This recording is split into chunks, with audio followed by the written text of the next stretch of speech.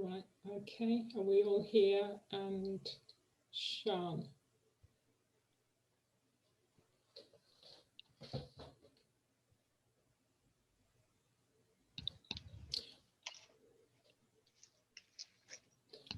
Right.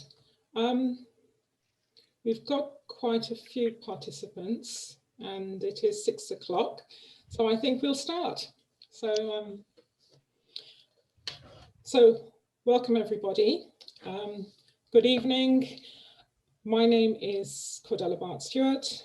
I am a director and a co-founder of the Black Solicitors Network, which was set up 25 years ago and became a recognised group of the Law Society for a time when they had recognised groups representing the interest as a special interest groups, primarily for solicitors and would-be solicitors of Black and African and Caribbean background.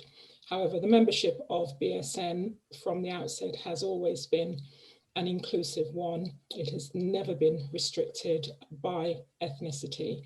And also there are members of the judiciary and the bar amongst the membership of BSN. And more latterly, we have quite a few corporate members as well. So it's quite a large body. And as I said, an inclusive organisation. We've always been very keen to ensure that we are included, not separate to the rest of our colleagues. So thank you. Obviously in this forum, I can't see who's online, but I can see that there are actually quite a lot of people. So thank you for giving up what is a lovely evening to be trapped indoors with us. But we're hoping it will be a lively and interesting session. As I assume you all know, and certainly hope you know, that from September 2021, aspiring solicitors will take 2 sets of centralised assessments prior to qualify, to evaluate competency. This was something that, in fact, on behalf of BSN, I pushed for many years. So I have to say that I have always been a supporter of the idea of a competency-based examination that everybody takes. So on the basis that it is a equal playing field, we would hope, and we do ensure that we keep high standards in the profession. There will be there will be a transition period, which I think expires in, is it 2032? Sounds very long in the distance, but time does go quite quickly. So it's important for us all to understand the SQE, understand what the various new routes of training are as well. And so I'm really pleased to have with us this evening Julie Brannan, who's the Director of Education and Training for the SRA. And I think this has perhaps been Julie's baby from during her time at the SRA. And she will explain how it's going to operate in practice, and also the opportunities for the profession, particularly for small firms, to continue to be involved in training our solicitors of tomorrow. We're also pleased to be co-hosting, sponsoring this event with the SPG, Sole Practitioners Group, which I think I have been a member from time to time, but in terms of being busy, it's never been as involved as I would have wished. But we have Joanna Conley with us, who is the Vice President of the SPG. She will say a few words. We've also got, I think, hiding in the background, Sian Hughes, also from the SRA. She's the Equality, Diversity and Inclusion Manager, and there might, in terms of some questions, Sian might be able to deal with that. As I said, we do want this event to be informative. Hi, Sian, and to ensure that we cover all your concerns. So please make sure that you do use the Q&A. All of those questions, I will be seeing them, and I will try to ensure they are all put to the panel. This is the second of the BSN Hot Topics that we've had. We had an event a couple of months ago, and in fact, there were quite a lot of questions, and so we then had to feed them back afterwards. So we're hoping that, again, this is for smaller firms, sole practitioners, to be able to engage and put questions direct. So without further ado, then I'm going to hand over to Joanna to say a few words, or I'm not sure if it's Jo or Joanna, but you're on mute, Jo.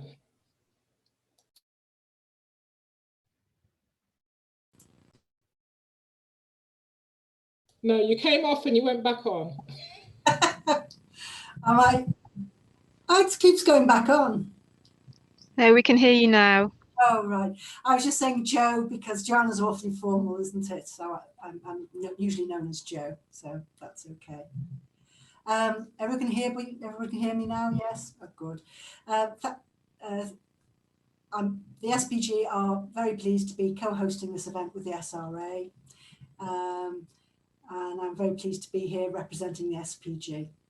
The new Solicitors Qualifying Exam is a major entry change just somebody at my door. I'm just going to leave for just 2 ticks and be back. Apologies.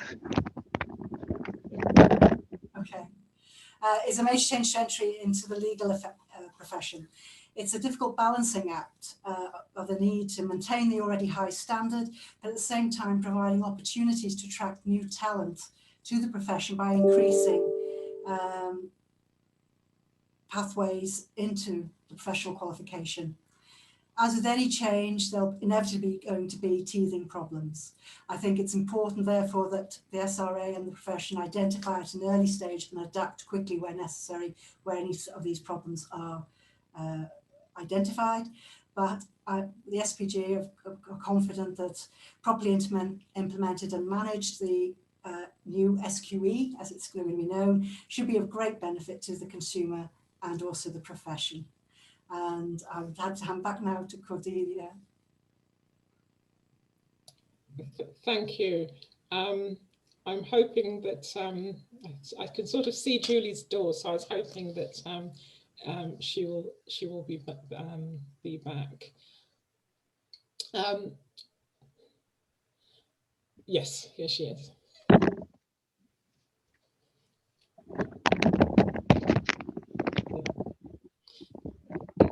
Part of working from home. I'm sorry about that. It was the postman. So anyway, there we are. So apologies, Joanna, that meant I missed you, but have you wrapped up your... I was just saying I was pleased to co-host and expressing a few views on the SQE and how we can all work closely together to ensure it's implemented. Excellent. Yeah, and I would add that Joanna did make the point that in terms of anything new, there's obviously going to be teething problems, and so that will obviously be an issue in terms of addressing those. Yeah. Okay, fine. So Jo and Cordella, you happy for me to launch into a presentation? Yes, please. Fine. I've got some slides, everybody, so I'm going to share my screen, which I hope will work. Can everybody see that? I'm going to put it onto a slideshow. Yes, we can. Just right. Okay. So I hope everybody can see that. It does mean that although I can hear, I can't see any comments. So if anybody has any questions as I'm working through this, very happy to take them. But Cordella or Jo will have to feed them into me because I won't be able to read anything. So I'll launch in, and as I say, if there are points that people want to pick up as I'm moving through, then Cordella and Jo, please raise them with me. Okay. So. First question, what is the SQE? Just going back absolutely to basics, it will be, as both Cordella and Jo I think have said, a single exam which everybody will have to take. So it'll be one centralized provider who will offer one exam for all solicitors, that is law graduates, non-law graduates, apprentices, overseas qualified lawyers, everybody will take the same exam, and that means that we can be confident that everybody has been assessed consistently against the same standards, and we can have a high degree of assurance as regulator that everybody who we admit as a solicitor has been able to demonstrate the necessary skills and knowledge that you need for effective practice as a solicitor. And because we have that higher degree of assurance of competencies at point of admission, it means we can be more flexible in terms of how people acquire or develop those competencies. So instead of specifying particular pathways or particular qualifications that we require people to have, as we do at the moment, we say you have to have a QLD or a CPE and then the LPC and so on. Instead of requiring those particular qualifications along the journey, we say we don't mind how people acquire those competencies. It's up to people to find a method which best suits their particular circumstances, but what we do mind very much is that at point of admission those competencies have been developed and are demonstrated to a consistent standard, to a minimum consistent standard. We talk very often about the SQE, but the SQE is actually one of 4 requirements which people will have to demonstrate at point of admission, set out on the slide.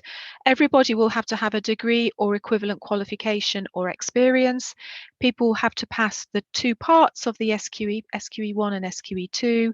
They will have to have a minimum of 2 years full-time equivalent qualifying work experience, and as at present, they will have to meet character and suitability requirements. And I'll tease out, those requirements now in a little bit more detail. But in terms of timing, the new SQE regulations will come into force on the 1st of September 2021. So that's when the new system is formally introduced. And as we shall see in a moment, the first exams will be running later this year. Now, what does this mean for firms? What we think is that it gives firms a better guarantee of standards in terms of your recruitment. So when you are recruiting newly qualified solicitors, when you are recruiting people along the journey, you will have more information about the candidates who you're recruiting. We know from talking to firms that many people go back and look at A levels and try to compare and the range of candidates that are applying to them for jobs by reference back to A levels, or they look at the nature of the university that people went to and look at sort of whether the university is considered to be more prestigious or less prestigious. Those are all, if you like, really proxies for trying to identify people who may have the necessary talent to be an effective solicitor. We hope that SQE itself, which is a standardized assessment, gives people standardized objective data, which is directly about their competencies for the job, gives recruiters better information to help fair and effective recruitment decisions. At the same time, it gives firms greater flexibility to recruit staff, because we have greater flexibility built into the new system in terms of how people develop the competencies. I think law firms are going to be able to have different channels in terms of recruitment funnels and funnels for people looking towards qualification in the future. So you may have apprentices who are school leavers, you may have graduate apprentices, you may have paralegals, you may still have a formal training contract system in your organization. All of those are fine, but you may find that what you have are multiple different channels, as I say, funnels leading up to qualification, which means that you have greater flexibility to cast your net a bit wider to get the widest access to the talent which is out there. And finally, there is more flexibility about overtraining and development. As we will see in a moment, the curriculum for SQE is focused, and it's focused on the reserved activities because that's what we license solicitors to do. So that means there's greater flexibility for firms to add extra training if they wish, because they need it for their business. They can do that in the way that suits them best, and that can be from particular subject areas to legal tech or commercial awareness or resilience, all of these things which people tell us they value and they want to see in their staff. So firms can go ahead and develop that form of training without us needing to interfere. So you can be quick, you can be nimble, and you can design it for your particular businesses. We did want specifically to talk a bit about the new apprenticeship model because it has some distinct advantages and it is growing in popularity. The slide there says 500 plus solicitor apprentices. I think actually the latest numbers are about up to 700. So quite a lot of people now on the apprenticeship programme. But there are some particular benefits, I think, for small firms, because if you have a payroll of under £3 million a year, then the cost of the training and the assessment is paid through the apprenticeship levy. And that, in fact, I think there's about 5% which has to be paid by the employer, but actually that is about £27,000 worth of training and assessment costs, which will be paid for through the levy. It means that you can offer a funded route to qualification for either school leavers, so the 18 plus market, or indeed graduates. So we're seeing the development of the graduate solicitor apprenticeship for people who have left university, and it combines qualifying work experience and SQE 1 and 2 over about 30 months. And that again means that all the costs of training for SQE and the assessment itself are borne by the apprenticeship levy. Of course, there are the employment costs that an employer would have to fund, but the actual training costs are paid for this way. So that's a very attractive route for employers, but also I think for individual candidates, that they get their funding, they get a fully funded training route. It's actually, I think, the only grant funding as opposed to loan funding which is available for at the moment for post-18 education. So it's a good deal, I think. And we've put there on the slide a link to some resources where you can find out more about the apprenticeships. Now, I'm going to quite quickly run through what SQE 1 and SQE 2 cover. I think Cordella said at the start, SQE is a two-part exam. You have to pass SQE 1 before you can proceed to SQE 2. SQE 2 is an assessment of your legal knowledge. We call it functioning legal knowledge because, as the slide says, what we are testing is not your recall, but candidates' ability to take legal principles and use legal principles to help address clients' problems, clients' questions, or to move forward client transactions. So it's about application, about identifying the relevant legal principles and then applying them in practice. Ethics will pervade the whole of the functioning legal knowledge assessments, and they'll consist of 280 question examinations. The assessment methodology is single best answer, multiple choice questions, because that best tests the full range of the content which needs to be tested through SQE 1. And you can see here from this slide that there's a lot of content.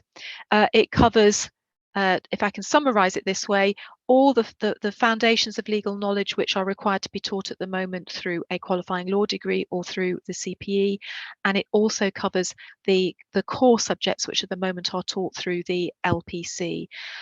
So a lot of content there, and those questions will be jumbled up all together. It's not that you will have a series of questions which come under a title that says contract law.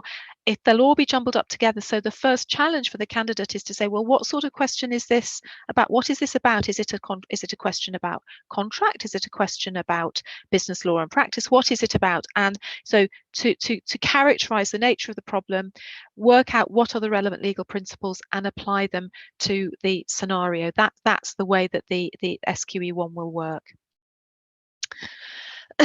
We can't test all the skills that you need as a solicitor through single best answer multiple choice questions. We can't test that candidates can write, or that candidates can argue a case, or that they can do legal research, and so on and so forth. And so we follow up SQE1 by SQE2, which is a series of practical legal skills assessments.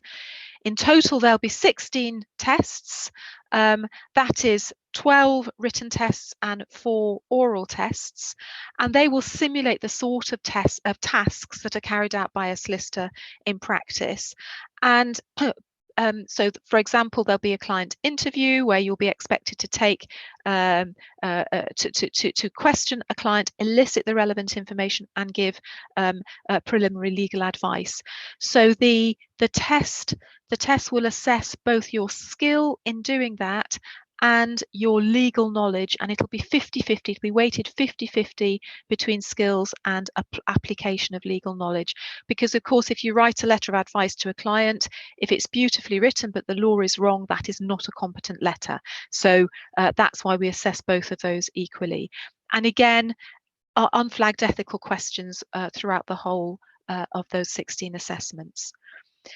This is a summary of the skills which are assessed and the context in which they are assessed. So they will, those skills will be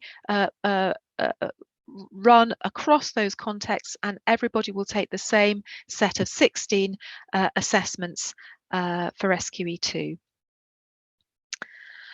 Lots more detail is available on our website. We have these things that we call assessment specifications, which set out and describe in detail the assessment objectives for each of the tests and how the tests will work.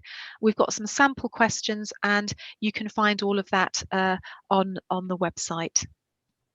Sorry, Julie, a question that's come is, if I could ask people to put the questions in the Q&A, not in the chat, please. But a question I think is relevant that's come up in the chat in terms of the papers themselves is: will any single question contain more than one subject, for instance, contracts and land law?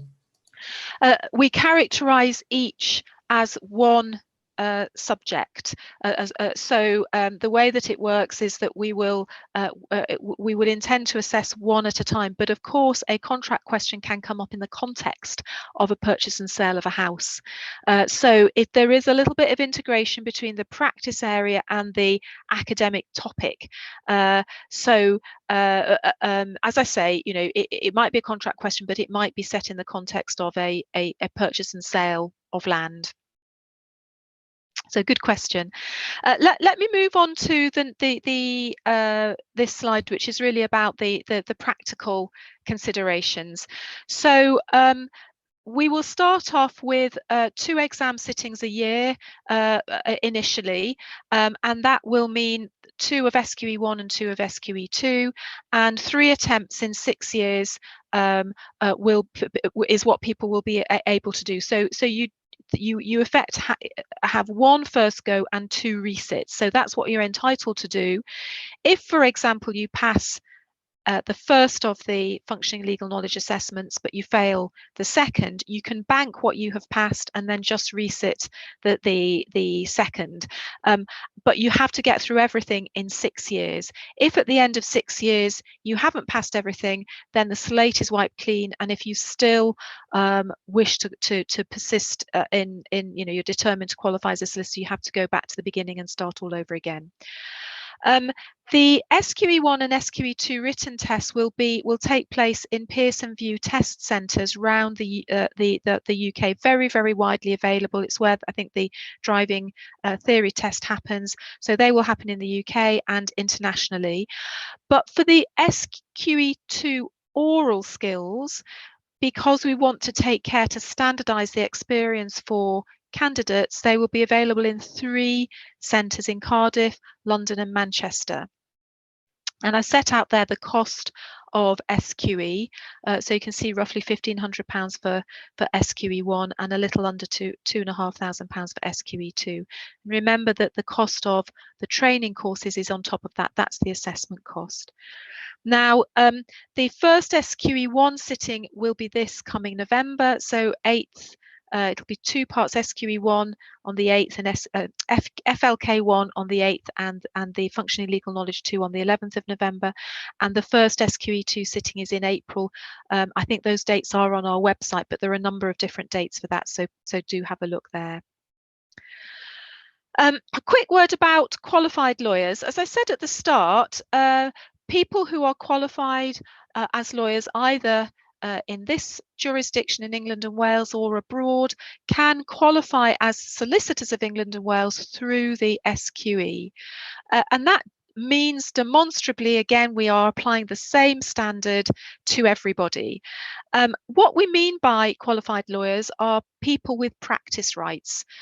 So, for example, if you are a barrister, you will need to undertake your pupillage in order to acquire your practice rights, and it's at that point that you then become a qualified lawyer for the purpose of the SQE. So if you are a qualified lawyer, then there is no requirement for qualifying work experience, and you are also able to apply to us for exemption from parts of the SQE where you can demonstrate that your home qualification is equivalent in content and standard.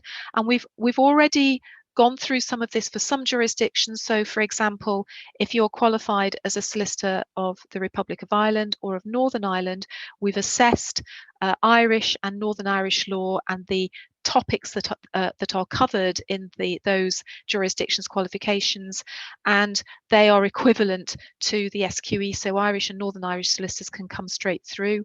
Scottish solicitors have very similar practice rights and skills, so they're exempt from SQE too, but Scottish law is different to English law, so Scottish solicitors will have to take SQE 1. So there is a process already there on our website for people who wish to apply for those exemptions. Cordella mentioned transition, and she was spot on that the ending of the transition regulations is 2032. But I think the critical thing here is who is in the transitional regulations, who is in the transitional cohort.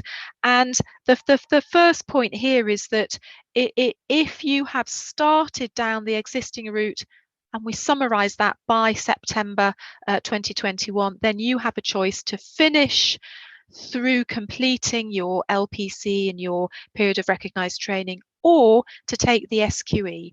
So if you are a QLD student and you've already started your QLD, you are in the transitional cohort and you have that choice. But if you are in the audience and you are a non-law degree student, then you will have to take your GDL effectively this coming academic year, pretty much, in order to be in the transitional cohort. So that will be your last, pretty much your last opportunity. That as the slide says, there's a little bit of a wrinkle there. If you have accepted a training contract, you've got a little bit longer. But that's broadly speaking the position in relation to transition. The rule of thumb is if you have started, if you're already started because you're already doing a QLD or you're already doing a GDL, then you will have the choice. But you're pretty much your last chance on the GDL and on the QLD actually is this coming year. So that's where we are on that. But please do check out the details. It's very, very detailed, the regulations around this, so please look at the regulations on our website. Now, I wanted to say a word about qualifying work experience, because qualifying work experience is different to a training contract.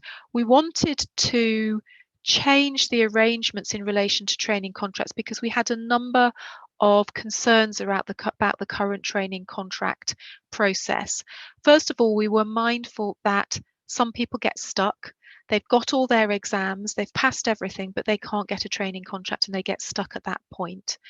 And secondly, in terms of sign-off, we have thousands of solicitors firms around the country who are authorised training providers, authorised providers of the period of recognised training, but we have no system at the moment to standardise their sign-off of somebody as having met the required standard at the end of that period of recognised training. So we don't in the current system, we don't have a mechanism to make sure that that process is being run consistently. So what we have done is replaced the period of recognised training by qualifying work experience. It's the same length of time. So as I said at the start, it's 2 years full-time equivalent, but it's much broader.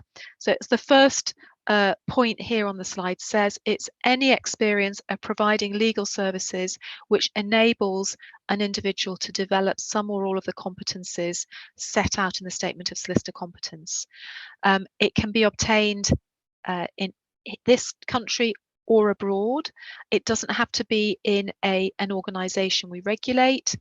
It must be at least 2 years in length, as I said a moment ago. And it can be obtained in up to 4 separate organisations. So if you're a paralegal and you spend 12 months in one organisation and then two sets of 6 months in a different organisation, you can add all of that together and that can be together count as your qualifying work experience. It has to be confirmed to us so that we can be confident that qualifying work experience has taken place. The people who have to confirm it are a Solicitor of England and Wales or the COLP. So the thing about the Solicitor of England and Wales is that even if you're doing your qualifying work experience abroad, it still has to be confirmed by a Solicitor of England and Wales.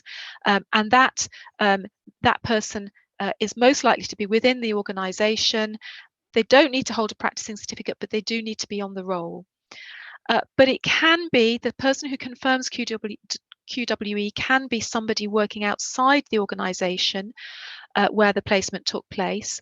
But in that case, then that person needs to have additional evidence that the QWE took place, that they have reviewed the work of the candidate who is undertaking work experience, and they have received feedback from the person or persons supervising their work, so that they're confident that that is their work, that it has properly given the candidate an opportunity to develop the competencies in the competence statement.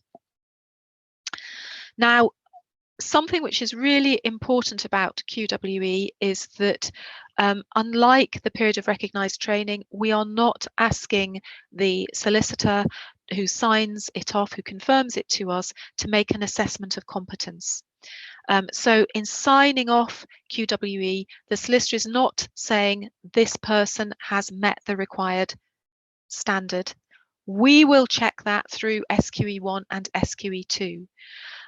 So what they are saying is, we can confirm to you, SRA, that this person has indeed had up to the whatever it is, 2 years of qualifying work experience, 12 months, 6 months, whatever it is, the length of the work experience. This person has had that period of time in which they have had the opportunity to develop some or all of the competencies. So they're not saying that those competencies were developed, but the person had the opportunity to develop the competencies, and that no issues arose in relation to character and suitability. So that's quite an important distinction. Now, final couple of slides. Please do keep in touch. Lots of ways here to keep in touch. So please do take a look at those. Sign up for our monthly SQE bulletin. Send your queries in. Have a look at the website for resources. Final slide is just on a completely different topic. Can I draw to your attention that we are currently consulting on our draft business plan. It's out for consultation until the 25th of June. The last bullet there says you can join our webinar on the 19th of May. Clearly that has already happened, but that there is a recording of that available if you wish to have a look at it. That's available on YouTube, so have a look at that if you're interested in it. But we'd be very interested to hear views on our draft business plan. So a sort of shameless plug, if you like, for please do participate in that consultation. Okay, right, I'm going to stop sharing the slides now, and hopefully I will return and be able to see my fellow panelists. Yes, we can. I think we're all here. Thank you, Julie, for that. And I know we'd put you under quite a bit of pressure to race through it because we wanted to take as many questions as possible, and there are questions coming through already. I just wanted to add for information so far, because I was quite keen that that you mentioned the apprenticeship route, because I think that is going to be much more of an opportunity for people. And I did telephone the National Apprenticeship Service myself just to check with them what the current position is. And for there is an incentive scheme that's open until the 30th of September. It was from the 1st of April to the 30th of September of this year, that the government will also pay £3,000 for any new apprentice that is taken on by the 30th of September. So again, that fits in quite well with our discussions this evening. So as well as the 5% contribution to the training costs, there is also that incentive obviously, because I think as we're coming out of the pandemic, to encourage employers. In fact, they're a very responsive service. So I think anyone who's thinking about or wants more information, if you just Google the National Apprenticeship Service and send them your email, and they were telephoning me several times a day the following day. I couldn't get rid of them. So I think they're very keen to talk to people and get them involved. And I did specifically ask about training for would-be solicitors. So thank you for that, Julie. I'm going to, I think before I think one of the issues that has come up repeatedly during the whole, as the SQE or changed in training was evolving, was in terms of the integrity of the system and confidence. And so I think if we could just start there in terms of how the SRA in practice is going to assess the integrity of those who want to join the profession, and how confident you are that this will actually work. Yeah, so we will, so the first, I guess two, three things about this. There will be a greater level of transparency around data through the SQE. So at the moment, it's very hard. Oh, I beg your pardon.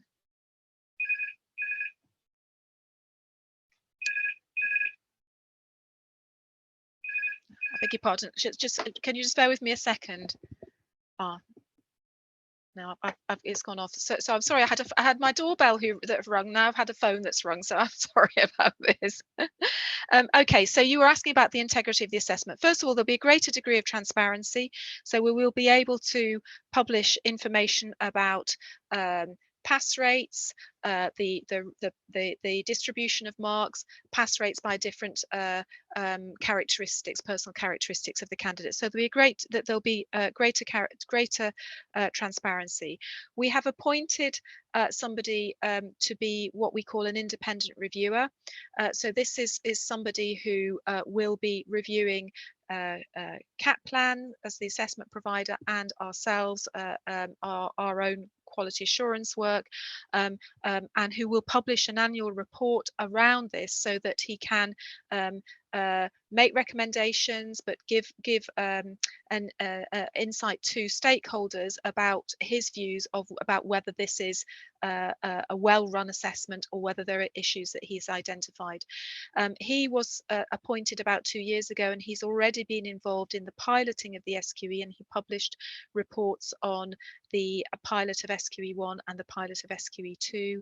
So again, there was that degree of transparency about his views about whether those were effective, and any recommendations for taking it forward. So there's that degree of transparency and that degree of independent oversight of the whole process.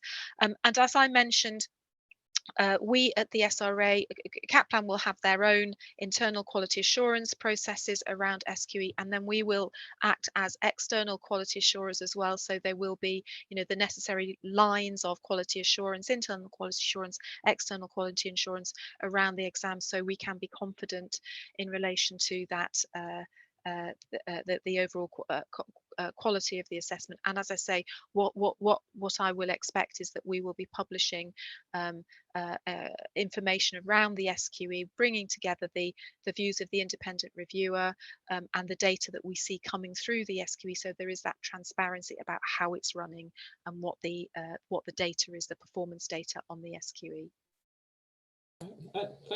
Thank you, Julie. I hope that's reassuring for people. Before, I'm just going to turn to the audience questions, but was there anything, Joe, that you wanted to raise?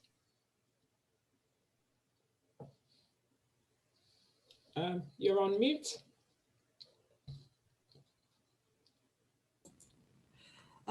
Yes. Well, actually, I think Julie's really addressed that, because we were wanting to be sure about how you were going to assess the integrity of those who join. But I think in the slide, unless I was wrong, the CULP or solicitor who's signing off, competency, if there's any concern about the character of that individual, will be able to raise it with the SRA.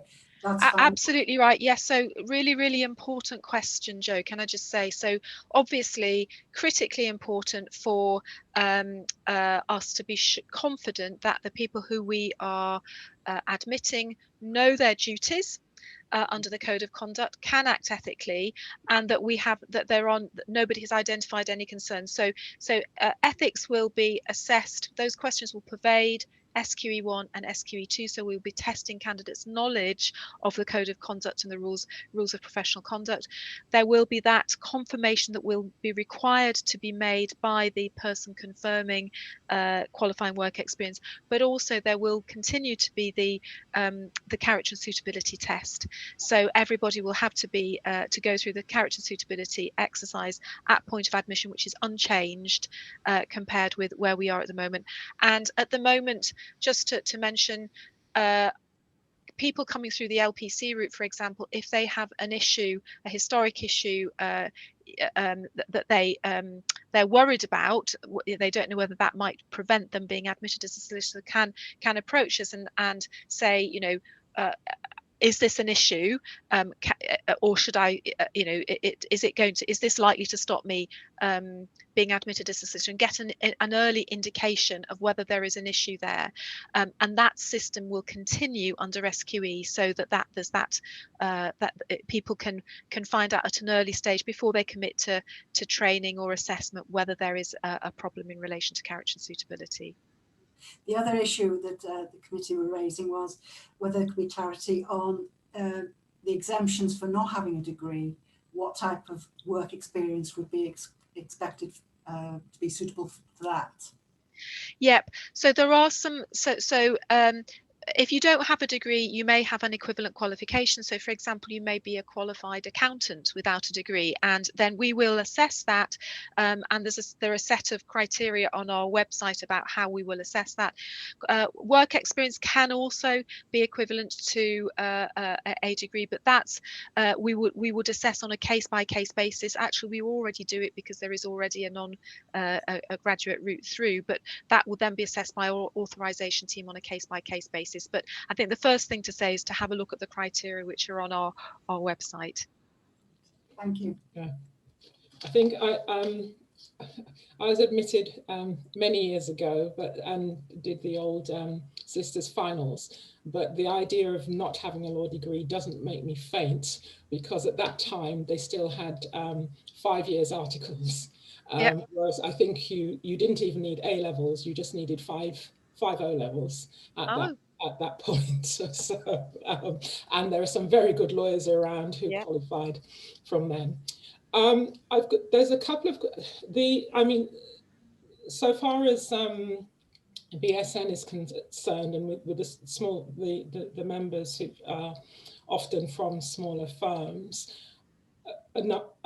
quite a large number would have done the QLTT. I don't know if it's still called that, but the QLTS now, but it was the QLTT. You're quite right. Right. So, and so there are a couple of questions here, which I'm going to put the two together. One is, when obtaining, it says from abroad, so I think it must be qualifying work experience. Does it have to be a common law jurisdiction? And then the second part, second question, one of the problems with doing the QLTS was an underlying bias for LPC licensed professionals or candidates from selected countries. I don't know if there was a bias or not, but how does the SQE cater for this, especially for foreign qualified lawyers? Okay, so I guess a couple of points there. No, the qualifying work experience does not have to be in a common law jurisdiction, can be in any jurisdiction, but I'll just repeat what I mentioned in my presentation, that it has to be confirmed by a Solicitor of England and Wales. Okay, so whatever your work experience is, wherever it is around the world, you will have to get a Solicitor of England and Wales to confirm it to us. And that the reason for that is that that is an important regulatory step. And we need to be able to have confidence that the person making that declaration to us is making it genuinely and honestly, and if they are not, to be able to take regulatory action against them. And that's why it needs to be a solicitor, because we can then take regulatory action should there be any issue in relation to that. Now, in relation to the next question, I'm not sure, you know, that I recognise a sort of bias in relation to particular jurisdictions, but what this might be driving at is that at the moment we require, for eligibility for the QLTS, you have to come from particular jurisdictions which we recognise, and if you're not from a jurisdiction that we recognise, then you're not eligible to attempt the QLTS. And there's a long list on our website of the jurisdictions that we do recognise. For SQE, we do not have the same system of recognising particular jurisdictions. What we're interested in is whether you are a qualified lawyer, and therefore whether you have practice rights, and that automatically gets you into that category of qualified lawyer candidates taking the SQE, and that means you have two particular rules that apply to you. First of all, you don't have to do QWE, and secondly, you can apply for exemptions. But in applying for exemptions, then we would look at each jurisdiction on a jurisdiction by jurisdiction basis to check whether the content and standard of the home qualification was equivalent to the SQE, and that would be, we have a process to go through that, and actually that process is already open. Although the regulations are not yet in, we have that process for applying for exemptions already there on our website. Well, right, thank you. This one from Ingrid, I think it's the type of, I think this is sort of the type of common scenario that hopefully the SQE would actually address, because one of the issues again for BSN was that a lot of our would-be members of the profession who are paralegals and can't get out, they've got their degree, their LPC, and have been paralegals for years and can't actually get a training contract. So so this question, so it's a specific question for Ingrid, but if the answer can be more general, I think. I've started the LPC with 2 exams left to complete, property and an elective. I've been working as a paralegal now for almost 3 years. I've been struggling as a single mother of 3 to find time to study. What would you advise? So how would the SQE help someone in that position? How would she find her way around it? So I think it sounds as though there are two particular issues there. That, as you say, Cordella, there's the question of getting a training contract or being a paralegal. The first thing is that depending on what you're doing as a paralegal, that may count as your 2 years qualifying work experience. And something that I didn't say earlier is that our process for logging the qualifying work experience is already open. Qualifying work experience can, even if it's historic and it's being got now before the regulations come into force, that can count. So your paralegal experience, Ingrid, may already count as your qualifying work experience for SQE purposes. Clearly, if you go down the SQE route and you haven't completed the LPC, you will have to take both parts of the SQE exam. One of the things I would say about that is that the training programs for SQE are much more flexible, or they include programs which are much more flexible than the LPC. So there's a lot of online, which obviously can go at the pace of the learner. You can, and they're designed really for people who may be working, so they're quite sophisticated these days. They use AI so that they will pick up perhaps particular topics that the individual learner is struggling with, and they will feed more material, more practice questions until the individual learner is secure on those topics, and then they can move on to the next topic.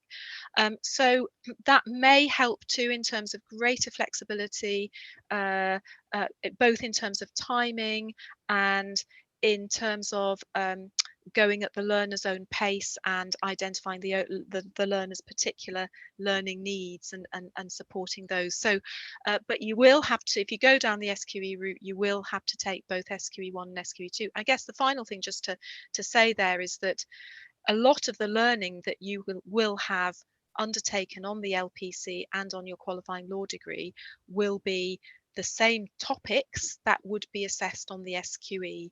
So that's the other thing to bear in mind, that you may well be able to pick up those and use that learning as part of your preparation for the SQE.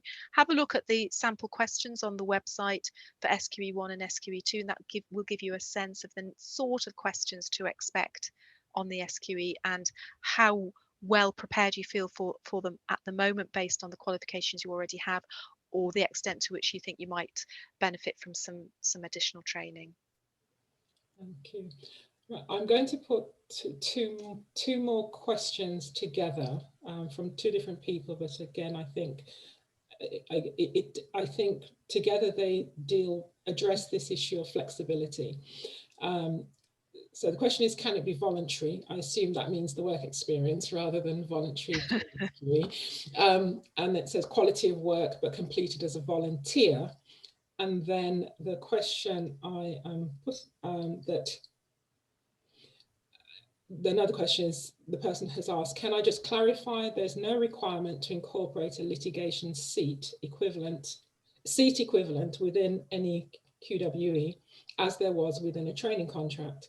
If the candidate is working in-house within one area, will this suffice? Yeah, so both very good questions. Just picking up the last first, we don't have any requirements for particular topics or practice areas within QWE. So there isn't a requirement for you to have litigation experience. There isn't a requirement for you to have 3 practice areas experience, and we do hope that does open up in-house to more people doing qualifying work experience there. That would be a great opportunity, it seems to me, and also to perhaps smaller firms, if they are more niche firms, and they've perhaps been I don't know, Joe, whether this rings any bells with you, but you might have some members who practice who offer niche practice areas. They can't offer the full 3 practice areas, and that therefore sort of disincentivizes them from wanting to offer training contracts. So we're hoping that those barriers, if you like, might go, and therefore that there may be more people who might want to offer that. Similarly, for small firms, a small firm may think, well, I can't commit to employing somebody for 2 years, and that also then means I'm not offering training contracts.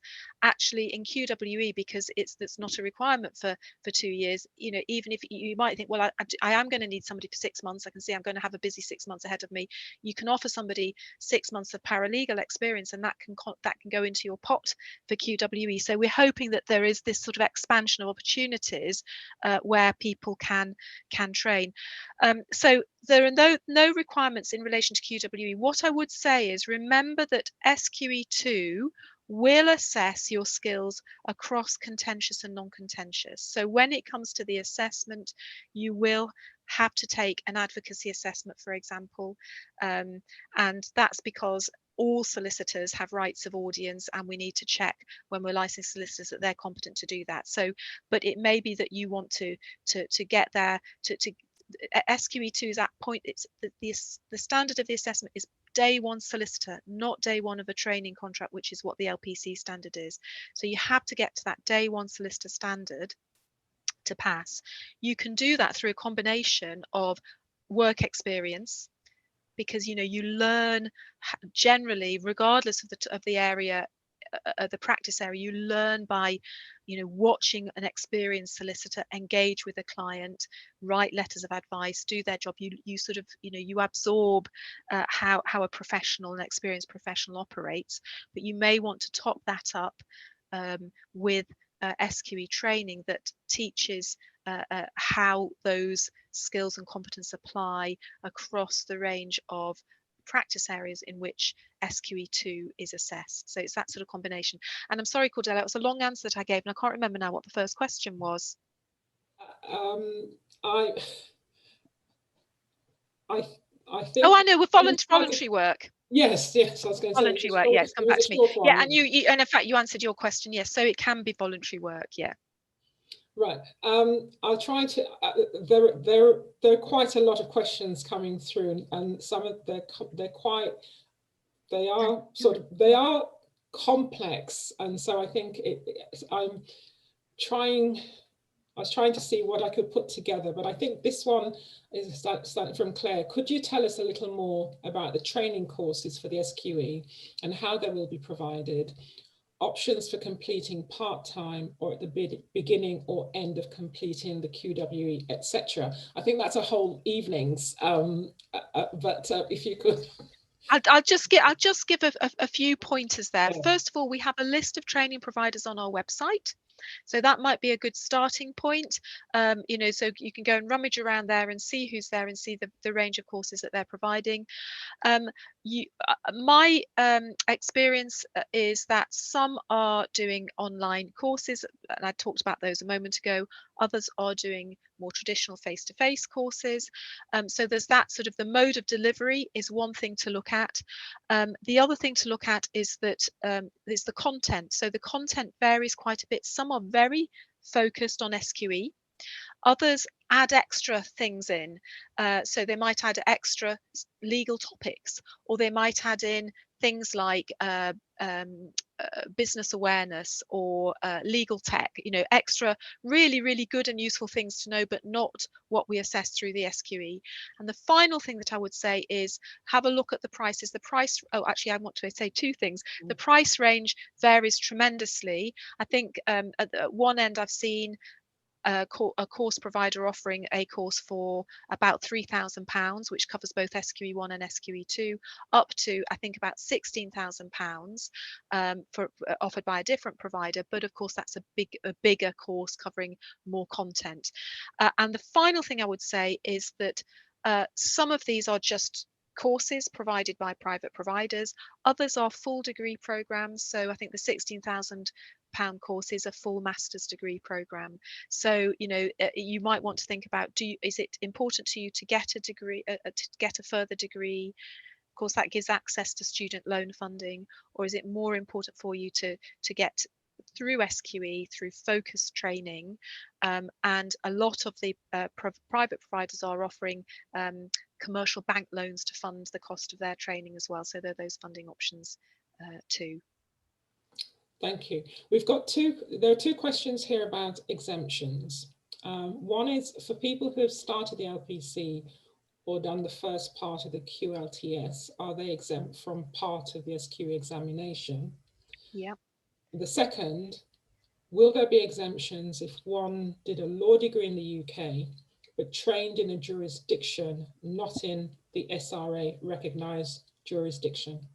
Okay, again, I'll start with the second one first. There won't be SRA recognised jurisdictions for the SQE, but if you have a law degree and a law degree and something further is required for you to be a practicing solicitor with practice rights in your jurisdiction, then a law degree of itself doesn't get you the right to apply for exemptions. You have to be a fully qualified solicitor with practice rights in your jurisdiction. So I think that's quite an important point. If you're just a law graduate, you know, either in this jurisdiction or abroad, then you don't count as a qualified lawyer for our purposes. In relation to the exemptions question, yes, if you are an LPC graduate, you can, under our regulations,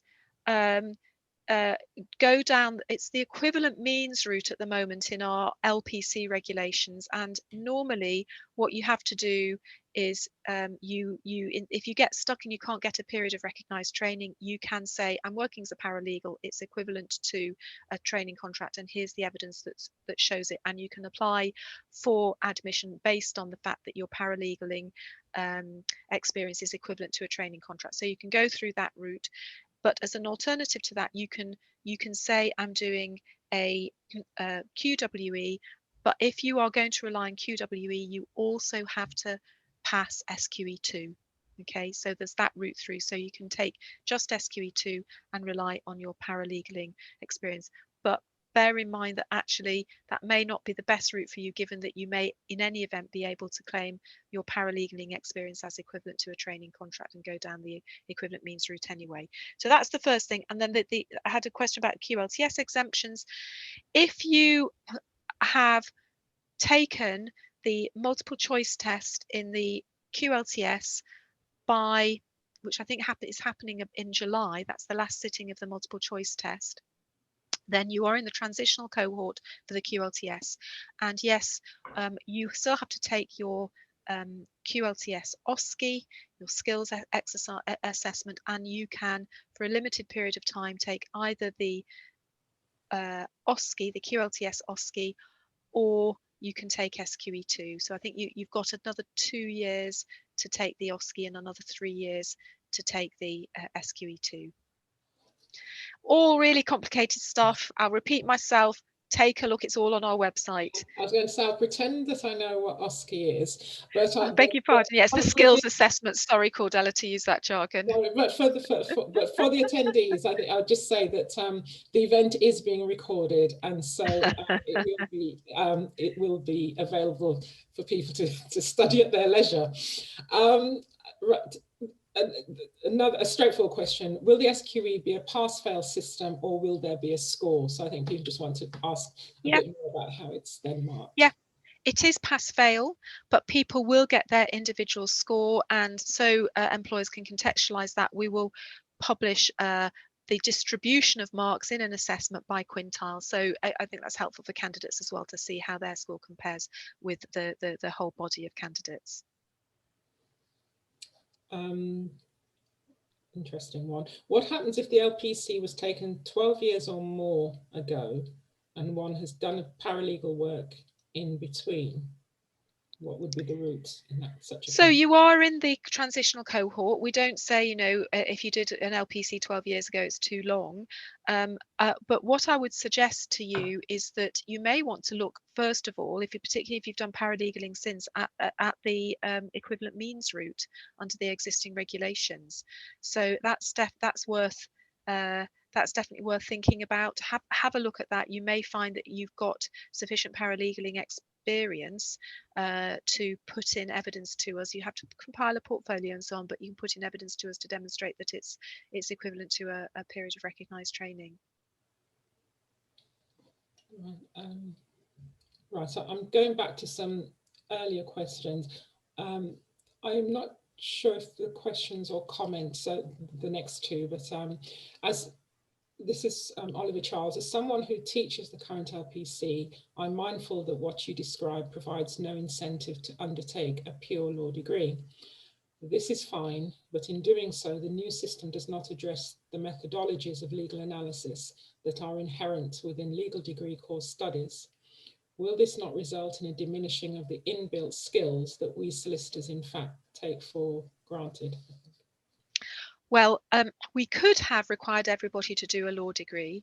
That would be have been quite a surprising position, given that one of the, if you like, idiosyncrasies of this jurisdiction is that for very, very many years, we have had a postgraduate route to admission through the CPE, and many solicitors take that route, and we are not aware of any evidence that those solicitors are weaker or less competent than people who've gone through a law degree route.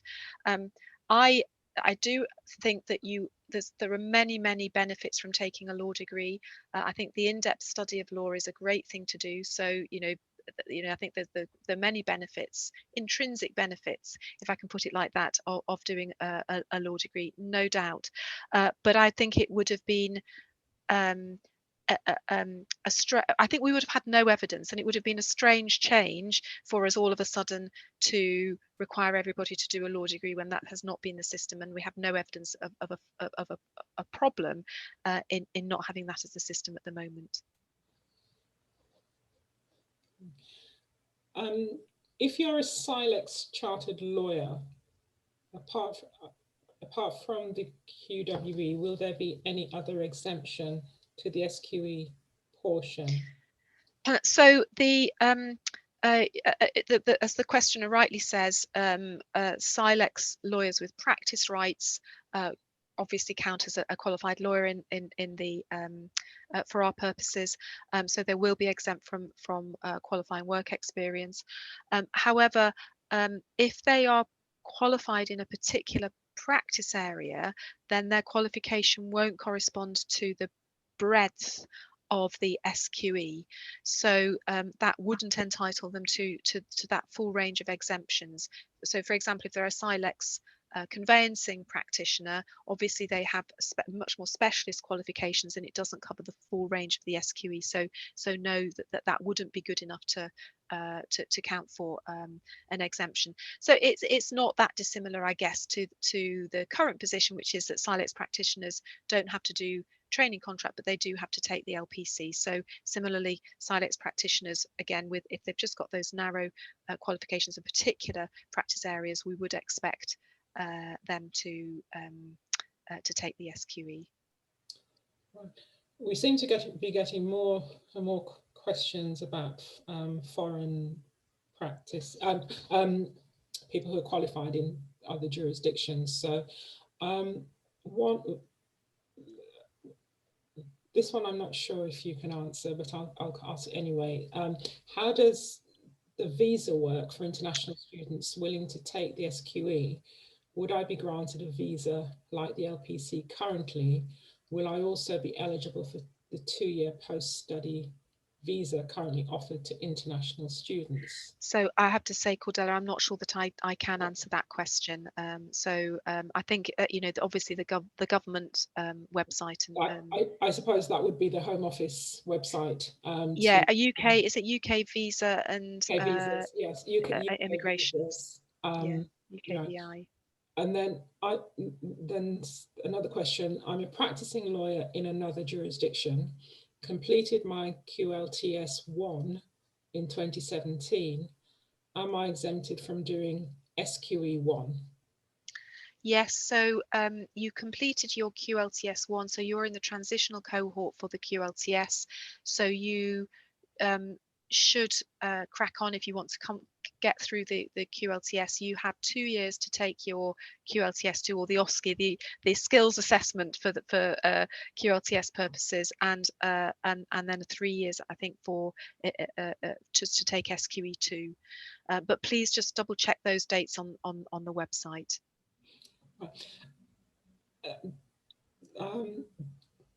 This question: if you start if you start logging your QWE now, when would we get an indication of whether this has been accepted or not? So the I guess there are two things. So the processes, as I say, the log is already open. The processes that you have to get your work experience confirmed by, in most cases, a solicitor in your firm, and that you should try to do as soon as possible. And one of the reasons why we wanted to get that system up and running early is because we wanted to give people who are potentially moving jobs at the moment the opportunity to get their qualifying work experience confirmed before they move firm. So what we would suggest is, get that signed off or confirmed by your solicitor as soon as possible before you move on to your job. That you can upload that into our website, and then that stays there. But obviously you don't make your application, we will not, if it's confirmed by a solicitor, it's confirmed by a solicitor, so that stands. We will then take that forward into the admission process once you've got all 4 pieces of the jigsaw puzzle and you apply to us for admission. I think 2 related questions. When will the date of the next round of SQE1 exams be released? And then another one, will any of the exams be online given the uncertainties with the pandemic? Yeah. So the next SQE1 will be July 2022. The exact dates will be confirmed closer to the time, but that gives you a sense of when it is. And in relation to the pandemic, yes, we've looked very, very closely at this. We think that the best way of running SQE during the pandemic is through the test centres, through socially distanced measures at the test centres. We have done that this year for the QLTS, so we've run both the skills exercises and the equivalent of SQE1 on a socially distanced basis through test centres. That does, we think that's best. We know that we can do it. We know that it's secure. We know that we can accommodate the full range of reasonable adjustments that we need to do. So we know that system's works, and that is the way that we would like to continue to do this. So that's the plan initially. We are looking at whether it is possible for an exam like the SQE to be run fully remotely. That's still a piece of work which is in progress. Some exams which are similar to the SQE have been run that way. So, for example, some of the North American exams have been run that way. There are issues with them, and I think there have been some issues with experience in the States around this. So that's why, sometimes you have to do what you have to do if you haven't got any choices in an emergency situation. But as I say, I think our preference at the moment is that we run SQE through secure test centres, as long as test centres are open, and they have been in this jurisdiction throughout the pandemic. So we have been able to continue to run it the QLTS that way. I think this is one perhaps that troubles most training solicitors from time to time. So what if you're asked to sign off qualifying experience for someone you did not really think was very good? Would you decline if you thought they were not going to make a good solicitor? Yeah, it's a really important question. So thank you very much for raising it. Qualifying work experience and confirmation of qualifying work experience is not an assessment of competence. So it's purely that the person has completed 2 years of work experience when they had the opportunity to develop the competencies in the competence statement, and that no issues of character or suitability arose. We rely on the SQE itself to test people's competence, and the thinking around that, as I mentioned when I was making my presentation, is that gives us a consistent measure to assess everybody against.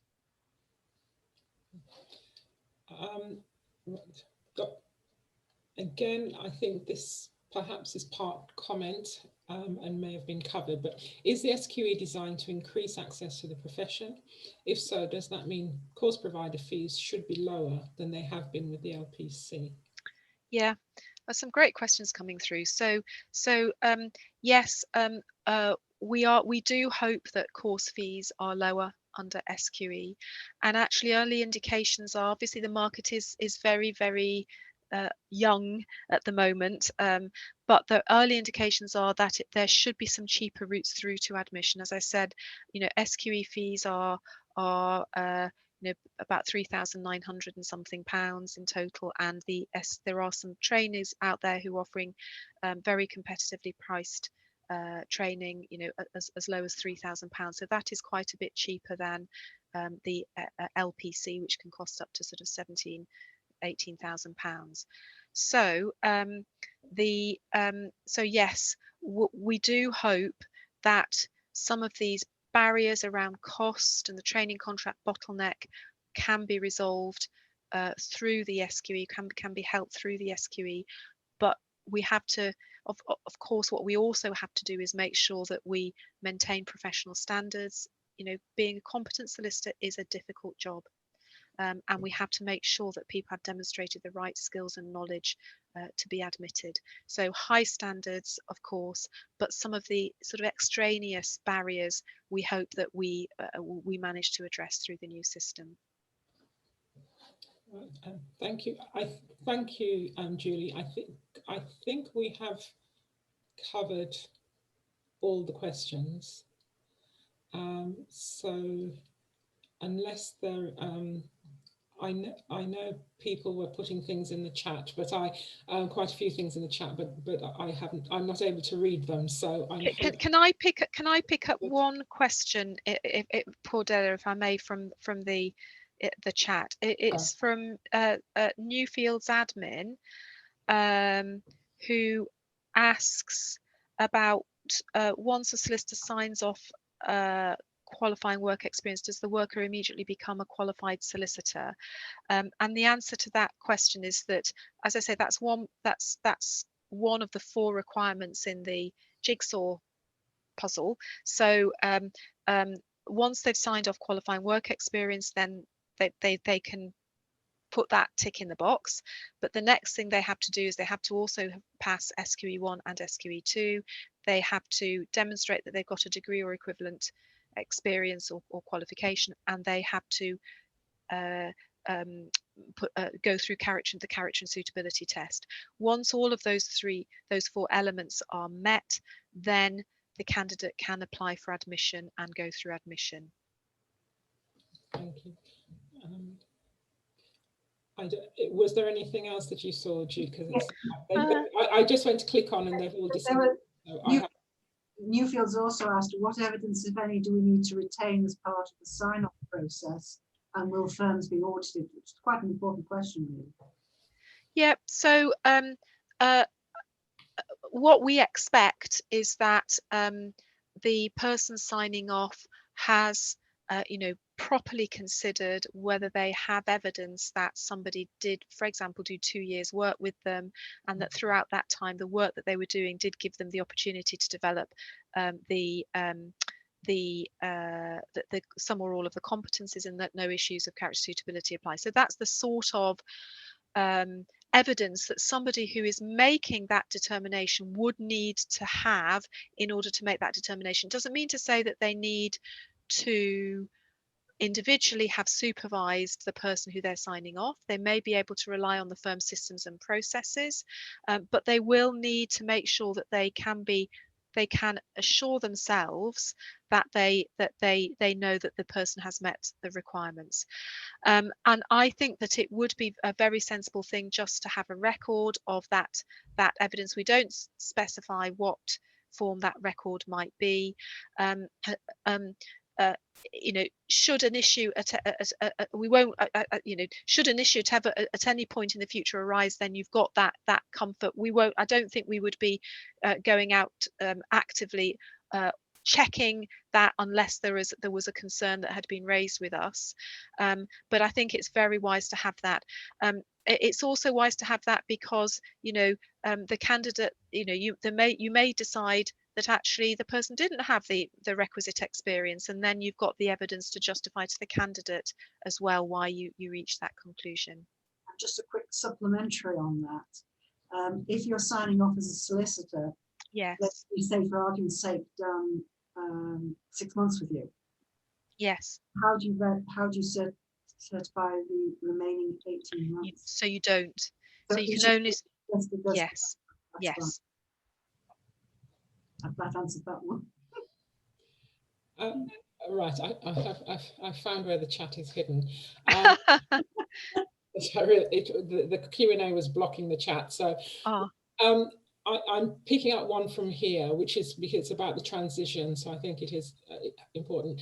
How do you ensure a smooth transition from SQE, it says to LPC, but I think it's the other way around, in terms of preparation for exams? Can some of the content for the LPC be used to study?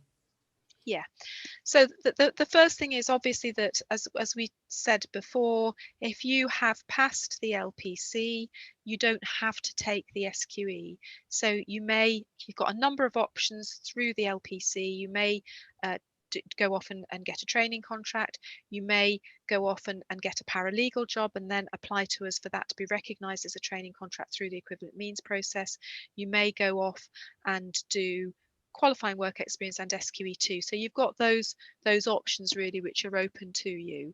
In terms of the last of those, if you decide to go off and do SQE2 and qualifying work experience, then yes, the content. So I said in my presentation that SQE2 is weighted 50-50 law and skills. So the law and the context in which you will be assessed for SQE2 are subjects which you will have studied and looked at during the LPC.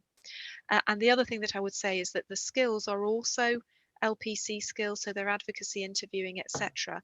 But do beware, because the LPC is day one of a training contract, that's the standard, and the SQE is day one post-admission. So those skills exercise will be set at a more challenging level than the skills exercises that you did on the LPC.